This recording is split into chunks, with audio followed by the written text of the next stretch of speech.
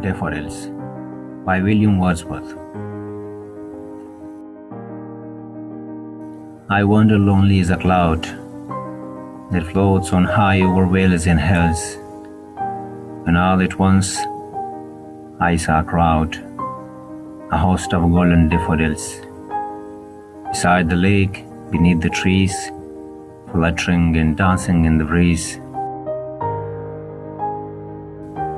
Continuous as the stars that shine and twinkle on the Milky Way. They stretched in never-ending line along the margin of a bay. 10,000 saw at a glance, tossing their heads in sprightly dance. The waves beside them danced, but they outdid the sparkling waves in glee.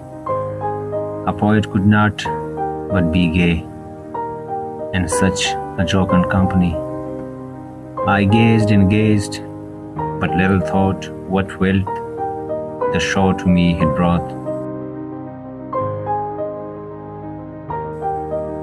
For oft, when on my couch I lie, in vacant or in pensive mood, they flash upon that inward eye, which is the bliss of solitude.